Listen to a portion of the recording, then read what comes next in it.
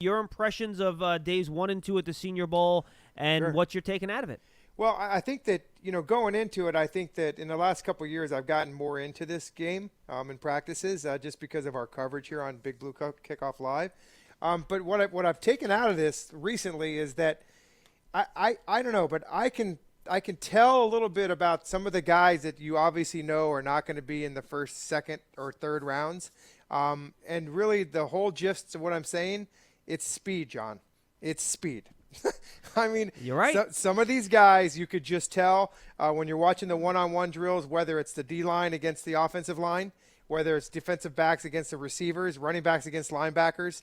Speed always wins. I don't care who you are, but when you look at these, the guys that have that burst and the speed, you can tell that those are the guys that are special. Now, yeah, and Jeff, by the way, I think this is important too, because I think speed and burst are a little bit different, right? Burst is kind of that stop-start change of direction. Speed is correct. Long speed. So I agree. I think both those in different ways are very important. And you can tell the difference. You sure really you can. You can tell the difference. Now, one thing that I love about this game, and for the callers and for the listeners that don't know, and maybe you guys had mentioned this yesterday, that these are true seniors. There's no underclassmen at these, and I didn't know that until last year when you told me that, John. Well, there are technically some juniors that graduated in 3 years, but you have to have your degree. There was one running back, for example, Chuba Hubbard from Oklahoma, I think, who was 1 credit away from graduating, and they wouldn't let him go because he hadn't graduated. So but bottom line is if they are a senior or they have graduated, then they're there. Correct. But nobody that's coming out as a junior that hasn't graduated is not there. So there's a lot of players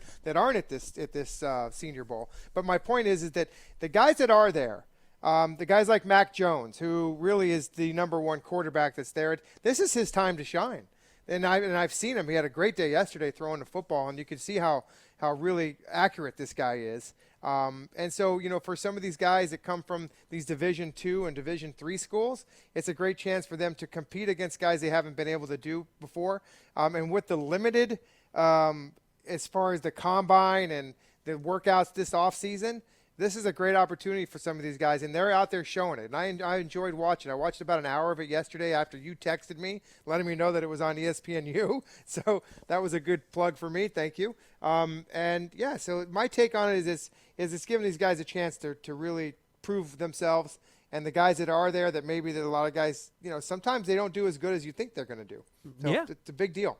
No, absolutely, Jeff. And I think this year it's an even bigger deal. That's why you have guys like Trey Sermon, who's not playing. He's hurt, but he's there. Devontae Smith, he's not playing, but he's there. Landon Dickerson, Alabama offensive lineman who's an interior guy. He has a torn ACL. He's not playing, but he's there because with the combine not going on, Jeff, this might be the only time this year these guys can actually get in front of NFL decision makers and try to make a good impression. Yeah. And the other guys that are there too are the opt-outs of the 2020 season. No, a lot of them are, yeah, sure. So that's important for them for many reasons. Number one, obviously they didn't play, but number two is the reason that you just said. So the pro days are going to be the big thing, and that's going to be where these guys are going to get their measurables and things like that. And then I don't know, what's the deal with the combine, John? Is it going to be regional? Is it going to what's the deal with that now? It's basically going to be done. I think medicals will be done on a regional basis. Yeah. So they'll have hospitals in individual cities where these guys go to get their medicals done. But in terms of testing and such, I think the NFL is trying to figure out a way. My guess it'll be through like Blesto or something like that, right? One of those scouting services. Sure. Where they set it up so you have some uniformity from school to school to get accurate testing. Now, it's still going to be different because, Jeff, based on surface and things like that, things can change. But by trying to include a scouting service or the NFL, you avoid having guys run 39-yard dashes instead of 40-yard dashes, which, by the way, is kind of what happens at these pro days sometimes to speed up guys' times. Yeah, exactly. So you'll try to avoid that. But these times, man, I mean, I like using the times as a baseline, and I think, if you meet certain thresholds, I'm good. If you're a corner, you run a 4.41 versus a 4.45, I don't care, whatever. Yeah. You're in that zone where I'm fine with you. But if you out there and you run like a 4.58, then you're like, oh boy, that's a problem, right? So, yeah, I mean, the Senior Bowl is just, that much more important because of all that. Yeah. And it's really good. These guys. I think the big thing when you hit the nail on the head is the personalities. And if you read into a lot of the articles and what Matt Rule has been saying, that last year there was an article that I read about him where he had run up against a player inside the elevator. Yep. And, between whatever floor he was on and whatever floor he was getting off, he realized that that's not the kind of guy that he wanted to fit into his system. And so, even though, and he didn't mention the name, and I have no idea who it was, but the fact is that, that goes a long ways. And even just a quick minute and a half in an elevator can sometimes, push a guy down the road. So I think it's important that these guys, they are who they are. They are able to be able to, show who they are at this Senior Bowl, and that's a great opportunity for these people. But, the other thing too with these workouts is that, there's a lot of guys that train for these. And so now that the combine is not there, how much training goes into that combine, John. Oh my goodness! I mean, it's actually, these guys are professionally trained for these. No, it is literally an industry. Like the whole industry 100%. Has developed to train. And the funny thing, then when the combine's over, you're like, all right, well now we stop training for the combine. Now we have to actually get you ready to play football, which is why you get so many injuries sometimes when guys show up to camp. Yeah, and I think it's interesting that one thing that. You have the test, the IQ test. It's the one. Was it the Wonderlic test? Yeah, the Wonderlic. Yeah. So that one is a little bit of it's more. I don't even remember. I don't think I took it when I was in college. Believe it or not. But shockingly, you don't remember if you did something or not. Yeah. Exactly. Can't believe it. But I think that more importantly, with these guys getting in there, they're running plays. It's not a system, but they got a block of plays, and for a coaching staff to be able to evaluate how quickly these guys pick up stuff too is a huge thing. Like Mac Jones is a guy that supposedly is just off the charts with his football acumen. I mean, the guy's has photographic memory, but some of these guys that sometimes can go a long ways, and sometimes it cannot go a long ways. If you're not the sharpest knife in the drawer, that could drop you a couple picks. You never know. All right, I want to ask you about some of the players here, and you mentioned Mac Jones, so I think that's a good place to start, Jeff. Your thoughts generally about Jones in this way? Because I agree. I think he's been accurate. You've heard nothing but superlatives about his approach, his intelligence, the way he goes about his business, things of that nature. That's all great. But if you simply look at his tool set, right? Remember when we talked about Josh Allen 3 years ago? We worried about things like accuracy and, the skill in playing the position. But when you talked about his tools, mobility, arm strength, ability to make crazy plays, like his talent set was off the charts, but he had to work on his quarterback skills to separate those two. Like Mac Jones, you look at him like, wow, he's got a lot of quarterback skill, reading defenses, quick decisions, accuracy. His skill level is great. But his physical tool, raw talent level, he doesn't have the biggest arm, and he's just not mobile at all. He's just not. So how do you think teams will view that, where you look at him, you think, I think this guy can really play the position. You put the right guys around him. He can manage a game. He can, play the part of an NFL quarterback. But I'm not sure if he's got that high-end play in him, or do you think that's a false description of what you see with him? I think it's a great question, and I think the only one that people that are going to answer it is this the kind of quarterback that we want in our system? The way the game is today, the position needs a little bit more athleticism to it, just because the way plays are designed and how these offenses play defenses. Yeah, not necessarily to run, Jeff, but just to turn nothing into something, right? 100%. Something like that. And I didn't mean that, the athleticism, no, I know that. A guy that needs to run the RPO 10 times a game. Sure. But the athleticism to get away and make something happen, well, if you got cement boots on, it's going to be tough. But one thing about Mac Jones is that he can make up for a lot of that with his smarts and being able to put the team in a position to succeed on a play that wasn't supposed to work. So that actually could be a positive for him. I think Mac Jones is a guy, John, to answer your question, is that, he's one of those players that's going to jump up and down the board a little bit by talent evaluators, how they basically see him.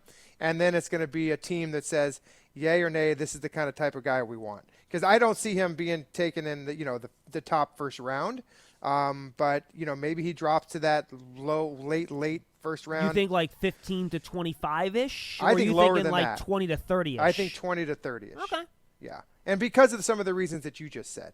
But I think some teams may take a flyer on him just to say, you know what, let's take a flyer. Let's see how he is. Let's develop him for a couple years, and maybe he's our guy because he didn't get to play in the system very long. Think about it. No. And a lot like many other players is that once you are able to play a lot, then you get a little bit better. But he didn't play a lot at Alabama. He really didn't. So no. I mean, he only started the 1 year, right? And he came in and look for at the guys he Tua sat behind. Well, yeah, and he also, by the way, apparently, and again, I don't keep track of recruiting or any of that stuff, but simply based on what was said during Senior Bowl coverage yesterday, apparently held off some like crazy freshman 5-star monster recruit that everyone thought was going to start for Alabama this year. And Mac Jones said, not so fast. Yeah. Well, that's a competitiveness you see in a guy like that, which is good. And another thing too, how difficult. You've been around this game long enough to understand that this is a very intelligent game. It's not as easy as people think. And Mac Jones is a guy that will help you sleep at night because that he's intelligent. And so, like I said, a lot of times those things will make up for some of the things that you're lacking as far as, speed or whatever it is. In that way, he kind of has the Daniel Jones factor, right? He has all the intangibles you want. Smart, tough, competitive, is never going to get in trouble, will represent the organization well. Now, I think Daniel Jones is more gifted physically, 100%. Better arm, better athlete, Yeah.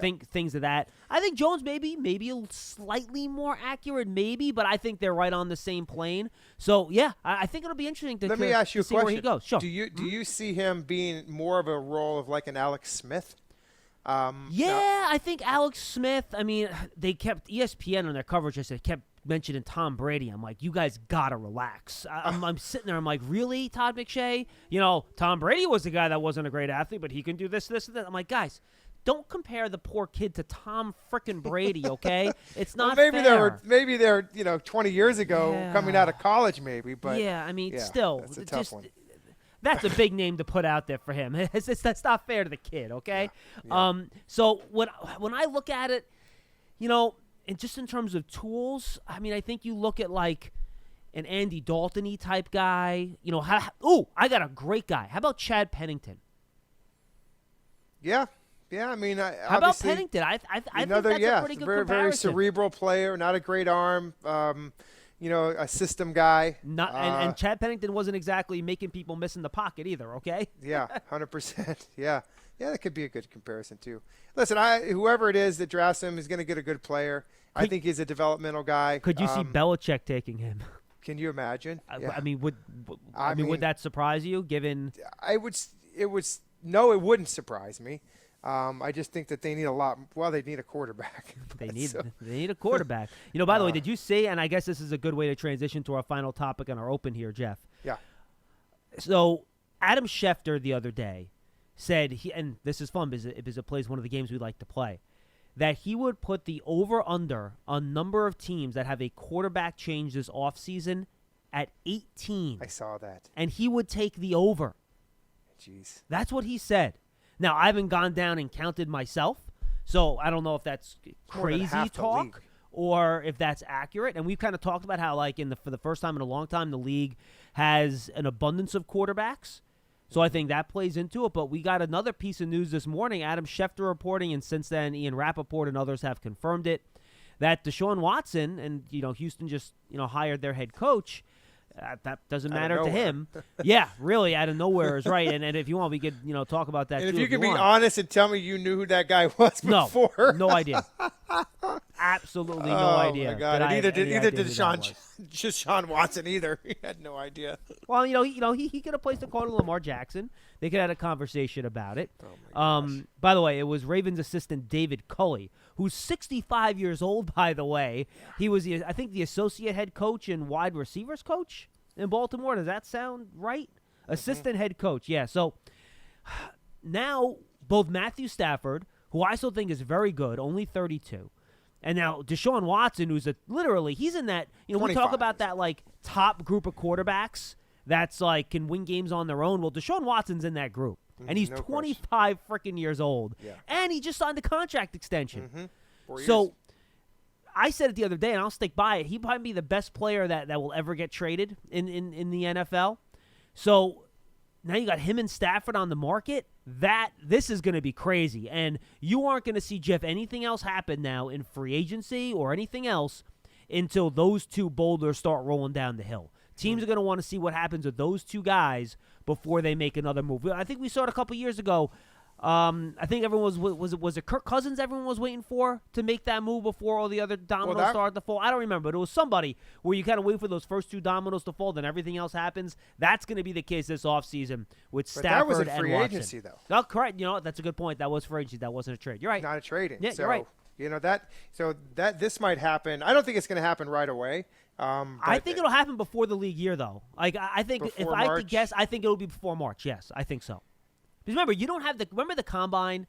That's the place where, you know, maybe the two GMs have a couple of drinks at the hotel bar over at the JW at night, and they say, what if we trade Ted Williams for Joe DiMaggio? You know, right. It's kind of one of those things. And you know, the Senior Bowl, just for people, the Senior Bowl is a big interview market. Oh, sure, for coaches. Yep. Mm-hmm. That's a big one for coaching.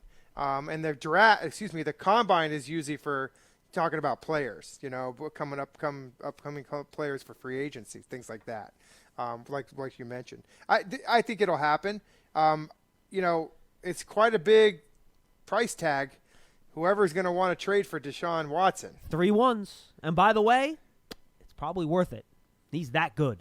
You know, you look at the Jets, and we won't spend too much time on this. I know you don't want to, but you know, you look at the Jets, and that's fine. But think about it: the Jets. Look what they got in return for Jamal Adams. Yeah. So you know, and I guess the discussion in sports radio and around this area now is that. And by the way, they have 4 number 1 picks: 2 this year, 2 next year. So they have a lot of picks. So to spare they definitely have the capital to Mm-hmm. do it. And I'll tell you, if the time is ever, it's now. If you're going to do it, if it's Jets, I mean, you got a new coach coming in, you got picks, and you know. So what's more important? I believe the quarterback position is where you have to start, and so it would make sense to me to do this. It really would, because he's a proven commodity. I'm more of the proven guy than drafting somebody because the draft is no perfect science. We know that. It's a huge risk. Huge risk. It's a huge risk, and. You know, I just saw something as I was kind of going up and doing some research on the Senior Bowl today, but I was just going through an article. They were saying how many players were drafted in front of Patrick Mahomes, and where are they now? You know, it's like, and that wasn't very many years ago, John. We're not talking 10 years ago. So these first rounders, it's a crapshoot, especially at the quarterback position. So I'd rather take somebody like Watson that is proven, and you know that, and like you said, he can win a game for you. That guy can go out there and win a game if you needed him to. All right, I'm going to throw out an off-the-table option for you. I was talking to a couple people today. Who am I? That are intimately involved in this. Okay. I'm going to see what you think of this potential match. Okay? And we've heard all the rumors for Stafford, and now I'm sure the same teams will be in the mix for Watson. The Jets, the 49ers, the Broncos, the Colts, the Panthers. You know, people even mention the Steelers if Ben Roethlisberger retires. You know, maybe the Saints if Drew Brees retires. There's a bunch of different ways this can go, right? So those are the teams we've been hearing about. Here's one for you, Jeff. The Dallas Cowboys have had trouble coming to a contract extension with Dak Prescott. What if they decide we're tired of dealing with Dak Prescott's agent? Houston and Dak Prescott get together. They can agree to a contract extension. What if they swap Prescott and they throw like a number 3 or 3rd round pick with Prescott to the Texans for Deshaun Watson? So the Texans get a franchise quarterback back. They sign him to a long-term deal so they have him under contract. And the Cowboys get a franchise quarterback for Dak Prescott. Your thoughts? Well, I think, first of all, I like Deshaun Watson better than Dak Prescott. Well, and that's why I'm giving you draft capital in addition to Prescott. I would do it. And then I would let somebody else deal with Dak Prescott and his $40 million a year that he wants. Well. If you're Dallas, you would do it, right? Mm-hmm. What if you're Houston? If I'm Houston, I've got to replace the quarterback that we just let go, shipped off. Well, exactly. So that's my question. Would you rather get the multiple firsts, or would you rather get the franchise quarterback? That's the question that they're going to have. And again, I have no idea if this is even possible. It's probably not. It's just something that I kind of, and apparently they're taking phone calls down in Dallas about this on their talk radio stations like the last really? 2 days. Yes. Yeah. So I would take the multiple there. first. I would take the multiple first in that situation. Over the franchise quarterback. Mm-hmm. Okay. Well, for a couple reasons. Number one, I'm gonna let the cap number from Watson leave me. Okay, so that's off my books. And now I'm going to get some first rounders to be able to draft. And maybe I go and draft one of these younger quarterbacks, and by Zach the way, Wilson or a Justin Fields. It should be pointed out that Houston does not have their first round pick this year or next year. Oh, that's big. Yeah. So then now that even sweetens the pot a little bit more, that I could get some first rounders back. Now, the other guy that's looming out there is Stafford, because he could be a player in this mix too, John. I mean, could you see Matt Stafford coming back to or going to the Cowboys maybe? I think they would prefer Prescott to Stafford. He's younger, and I think Prescott might be better. So I don't well, think he's got they would go more that route. of an upside down, career wise. 32, and what's Prescott? 28, right? 29. Yeah. So I don't see that as quite as good of a fit, and I don't think the Lions and Texans making a trade really makes a ton of sense generally either. But, to me, Jeff, I mean, that makes, I think, a certain amount of sense. And by the way, the Texans do not have their first or second round picks this year, but they do have their first round pick next year. I apologize for that. They traded last year's one and this year's one for Tunsil. What did they get for DeAndre Hopkins? Not a one. Wow. Nah, well, yeah. There was a reason people were not happy with that trade. Not a one or a two. If they don't have a number 2, they didn't get a 2 either. No, they did not. But they got David Johnson on like a 4. No, that doesn't do it for you? I could tell you who got the better end of that deal. Yeah, well, it doesn't take a genius to figure that one out, Jeff. My goodness. 973-667-1960. Big Blue Kickoff Live is presented by the New York Lottery. Folks, the new X Series of scratch-offs in the New York Lottery multiply your winnings up to 100 times. Please play responsibly. And Giant fans, limited season tickets are on sale now for the 2021 season. In addition to ticket savings, membership benefits include access to exclusive events, experiences, pre-sales, and more. You can lock in your seat starting at just $100. Call 888-NYG-1925 or visit Giant